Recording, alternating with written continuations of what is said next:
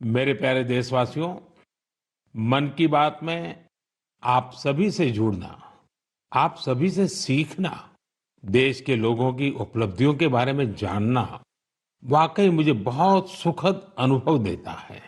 एक दूसरे के साथ अपनी बातें साझा करते हुए, अपनी मन की बात करते हुए, हमें पता ही नहीं चला कि इस कार्यक्रम ने 125 एपिसोड पूरे कर लिए। आज इस कार्यक्रम का 126वां एपिसोड है और आज के दिन के साथ कुछ विशेषताएं भी जुड़ी हैं। आज भारत की दो महान विभूतियों की जयंती है। मैं बात कर रहा हूं शहीद भगत सिंह और लता दीदी की। साथियों, अमर शहीद भगत सिंह हर भारतवासी, विशेषकर देश के युवाओं के लिए एक प्रेरणा पुंज है। निर्भीकता उनके स्वभाव में कूट कूट कर भरी थी। देश के लिए फांसी के फंदे पर झूलने से पहले भगत सिंह जी ने अंग्रेजों को एक पत्र भी लिखा था। उन्होंने कहा था कि मैं चाहता हूं कि आप मुझे और मेरे साथियों से युद्ध बंदी जैसा व्यवहार करें। इसलिए हमारी जान फांसी से नहीं, सीधा गोली मारकर ली जाए। यह उनके अदम्य साहस का प्रमाण है। भगत सिंह जी लोगों की पीड़ा के प्रति भी बहुत संवेदनशील थे और उनकी मदद में हमेशा आगे रहते थे। मैं शहीद भगत सिंह जी को आदरपूर्वक श्रद्धांजलि अर्पित करता हूं। साथियों, आज लता मंगेशकर की भी जयंती है। भारतीय संस्कृति और संगीत में रुचि रखने वाला कोई भी उनके गीतों को सुनकर अभिभूत हुए बिना नहीं रह सकता। उनके गीतों में वो सब कुछ है जो मानवीय संवेदनाओं को झकझोरता है। उन्होंने देशभक्ति के जो गीत गाए, उन गीतों ने लोगों को बहुत प्रेरित किया। भारत की संस्कृति से भी उनका गहरा जुड़ाव था। मैं लता दीदी के लिए हृदय से अपनी श्रद्धांजलि प्रकट करता हूं। साथियों, लता दीदी जिन महाविभूतियों से प्रेरित थी, उनमें वीर सावरकर भी एक हैं, जिन्हें वो तात्या कहती थी। उन्होंने वीर सावरकर जी के कई गीतों को भी अपने सुरों में पिरोया। लता दीदी से मेरा स्नेह का जो बंधन था, वो हमेशा कायम रहा। वो मुझे बिना भूले हर साल राखी भेजा करती थी। मुझे याद है, मराठी सुगम संगीत की महान हस्ती सुधीर फडके जी ने सबसे पहले लता दीदी से मेरा परिचय कराया था। और मैंने लता दीदी को कहा कि मुझे आपके द्वारा गाया और सुधीर जी द्वारा संगीतबद्ध गीत ज्योति कलश छलके बहुत पसंद है। साथियों, आप भी मेरे साथ इसका आनंद लीजिए।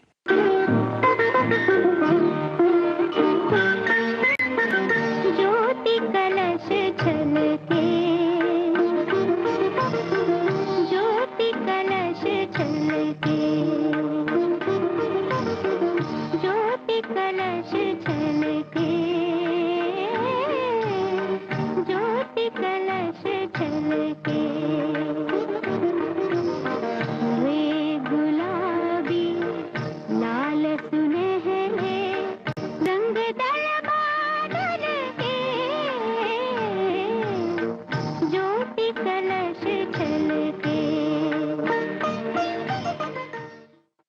मेरे प्यारे देशवासियों, नवरात्रि के इस समय में हम शक्ति की उपासना करते हैं। हम नारी शक्ति का उत्सव मनाते हैं। बिजनेस से लेकर स्पोर्ट्स तक और एजुकेशन से लेकर साइंस तक, आप किसी भी क्षेत्र को लीजिए, देश की बेटियां हर जगह अपना परचम लहरा रही हैं। आज वे ऐसी चुनौतियों के भी पार कर रही हैं जिनकी कल्पना तक मुश्किल है। अगर मैं आपसे ये सवाल करूं, क्या आप समंदर में लगातार 8 महीने रह सकते हैं? क्या आप समंदर में पतवार वाली नाव, यानी हवा के वेग से आगे बढ़ने वाली नाव से 50,000 किलोमीटर की यात्रा कर सकते हैं? और वो भी तब जब समंदर में मौसम कभी भी बिगड़ जाता है। ऐसा करने से पहले आप हजार बार सोचेंगे, लेकिन भारतीय नौसेना की दो बहादुर ऑफिसर्स ने नाविका सागर परिक्रमा के दौरान ऐसा कर दिखाया है। उन्होंने दिखाया है कि साहस और दृढ़ संकल्प होता क्या है। आज मैं मन की बात के श्रोताओं को इन दो जाबाज ऑफिसर से मिलवाना चाहता हूं। एक है लेफ्टिनेंट कमांडर दिलना और दूसरी है लेफ्टिनेंट कमांडर रूपा। ये दोनों ऑफिसर्स हमारे साथ फोन लाइन पर जुड़ी हुई हैं। हेलो। Hello sir. नमस्कार जी। नमस्कार सर। तो मेरे साथ लेफ्टिनेंट कमांडर दिलना और लेफ्टिनेंट कमांडर रूपा दोनों हैं आप साथ में? जी सर, दोनों है। चलिए आप दोनों को नमस्कारम और वणक्कम। वणक्कम सर। नमस्कारम सर। अच्छा, सबसे पहले तो देशवासी सुनना चाहते हैं आप दोनों के बारे में, आप जरा बताइए। सर मैं लेफ्टिनेंट कमांडर दिलना हूँ और मैं इंडियन नेवी में लॉजिस्टिक्स कैडर से हूँ सर। मैं नेवी में 2014 में कमीशन हुई थी सर और मैं केरला में कोझिकोड से हूँ। सर मेरा फादर आर्मी में थे और मेरा मदर हाउसवाइफ है। मेरा हस्बैंड भी इंडियन नेवी में ऑफिसर है सर और मेरा सिस्टर एनसीसी में नौकरी करती है। जय हिंद सर। मैं लेफ्टिनेंट कमांडर रूपा हूँ और मैं navy 2017 naval armament inspection cadre में ज्वाइन किया है और मेरे फादर तमिलनाडु से है और मेरे मदर पौंडीचेरी से है। मेरे फादर एयरफोर्स में थे सर। एक्चुअली डिफेंस ज्वाइन करने के लिए मुझे उनसे प्रेरणा मिली और मेरी मदर होम मेकर थी। अच्छा दिलना और रूपा, आपसे मैं जानना चाहूंगा कि आपकी जो सागर परिक्रमा में आपका एक्सपीरियंस देश सुनना चाहता है। और मैं पक्का मानता हूँ ये कोई सरल काम नहीं है, कई कठिनाइयां आई होगी, बहुत मुश्किलें आपको पार करनी पड़ी होगी। जी सर, मैं आपको ये बोलना चाहती हूँ कि लाइफ में सर एक बार हमें ऐसा मौका मिलता है जो हमारी जिंदगी बदल देती है सर। और ये सर्कम नेविगेशन वो हमारे लिए ऐसी एक अपॉर्चुनिटी थी जो इंडियन नेवी और इंडियन गवर्नमेंट ने हमें दिया है। और इस एक्सपेडिशन में हम लगभग 47,500 किलोमीटर सेल किया सर। हमने 2 अक्टूबर 2024 को निकला गोवा से और 29 मई 2025 को वापस आया। और इस एक्सपेडिशन हमें कंप्लीट करने के लिए 238 डेज लगे सर। और 238 डेज हम सिर्फ दोनों थे सर इस बोट पे। और सर एक्सपेडिशन के लिए हमने 3 साल की तैयारी की, नेविगेशन से लेके कम्युनिकेशन, इमरजेंसी डिवाइसेस को कैसे ऑपरेट करना, डाइविंग कैसे करते हैं और बोट में कुछ भी तरह की इमरजेंसी हो जैसे मेडिकल इमरजेंसी से हो कैसे मैनेज करना, ये सब के बारे में हमें इंडियन नेवी ने ट्रेनिंग दिया सर। और इस यात्रा में सबसे मेमोरेबल मोमेंट में बोलना चाहती हूँ सर कि हमने भारत की झंडा पॉइंट नीमो पर लहराया सर। सर पॉइंट नीमो दुनिया की सबसे रिमोटेस्ट लोकेशन पे है सर। वहाँ से सबसे पास कोई इंसान है तो वो इंटरनेशनल स्पेस स्टेशन में है। और वहाँ पे एक सेल बोट में पहुँचने वाला पहला भारतीय और पहला एशियन और दुनिया के पहला इंसान हम बने सर। और ये हमारे लिए गर्व की बात है सर। वाह, बहुत बहुत बधाई आपको। Thank you sir. आपके साथी भी कुछ कहना चाहते हो?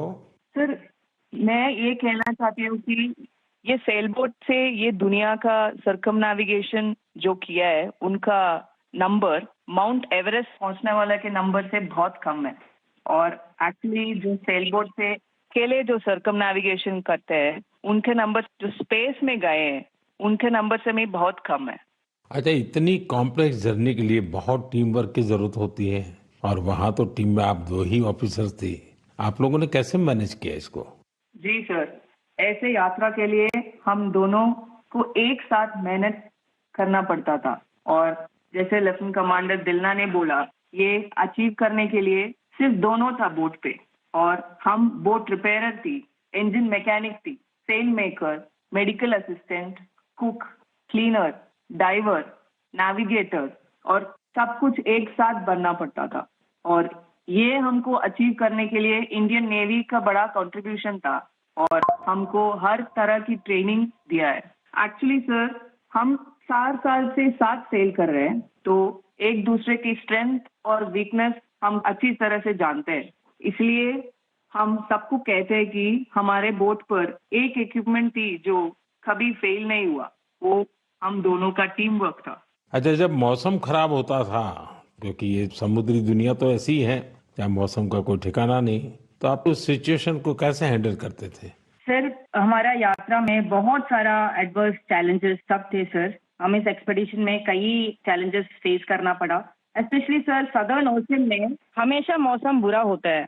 हमें 3 तूफानों को भी फेस करना पड़ा। और सर, हमारा बोट सिर्फ 17 मीटर का है और लेंथ में उसका विड्थ है सिर्फ 5 मीटर। तो कभी कभी कुछ लहरें आती थी जो 3 स्टोरी बिल्डिंग से भी बड़ी थी सर। और हमने बहुत ज्यादा गर्मी और बहुत ज्यादा सर्दी दोनों फेस किया है हमारे जर्नी में। अंटार्कटिका में सर, जब हम सेल कर रहे थे, हमारा टेम्परेचर 1 डिग्री सेल्सियस और 90 किलोमीटर पर आवर का हवा दोनों एक साथ हमको सामना करना पड़ा था। और हमने ठंड से बचने के लिए 6 to 7 लेयर कपड़े एक साथ पहनते थे और पूरा सदर्न ओशन हमने ऐसी 7 लेयर ऑफ क्लोथिंग से किया सर। एंड कभी कभी हम गैस स्टोव लेके हमारा हाथ को गर्म करते थे सर। और कभी ऐसे सिचुएशंस भी होते हैं जब हवा बिल्कुल नहीं होता है और हम सेल्स पूरा नीचे करके हम ड्रिफ्ट होते रहते हैं। और ऐसे वाले सिचुएशन में एक्चुअली सर हमारे पेशेंस टेस्ट होता है। लोगों को सुन करके भी बहुत हैरानी होगी कि हमारे देश की बेटियां ऐसा कष्ट उठा रही है। अच्छा, इस परिक्रमा के दौरान आप अलग अलग देशों में रुकती भी रही, वहाँ क्या एक्सपीरियंस होता था? जब भारत की 2 बेटियों को लोग देखते होंगे तो उनके मन में बहुत सारी बातें रहती होंगी। जी सर, हमको बहुत अच्छा एक्सपीरियंस मिला सर। हमने 8 महीनों में 4 जगह पे रुकी थी sir. Australia, New Zealand, port Stanley और साउथ अफ्रीका सर। हर जगह पे एवरेज कितना समय रुकना होता था? सर, हमने 14 डेज स्टे किया सर, एक जगह पे। एक जगह पे 14 डेज। Correct sir. और सर, हमने दुनिया के हर कोने में भारतीय को देखे सर। वो भी बहुत एक्टिव और बहुत कॉन्फिडेंस के साथ भारत का नाम रोशन कर रहे हैं। और हमको ऐसे लगा कि हमारा जो सक्सेस है सर, वो अपना भी सक्सेस समझते थे।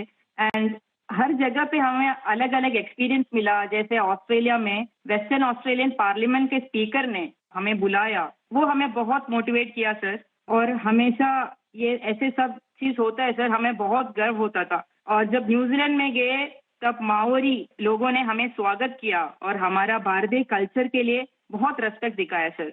एंड एक इम्पोर्टेंट चीज है सर, पोर्ट स्टैनली एक रिमोट आइलैंड है सर, वो साउथ अमेरिका के पास है। वहाँ पे टोटल पॉपुलेशन सिर्फ 3500 है सर। लेकिन वहाँ हमने एक मिनी इंडिया देखा एंड वहाँ पे 45 इंडियंस थे। उन्होंने हमें अपना समझा और हमें घर जैसा महसूस कराया सर। अच्छा, देश की उन बेटियों के लिए आप दोनों क्या मैसेज देना चाहेगी जो आपकी तरह ही कुछ अलग करना चाहती हैं?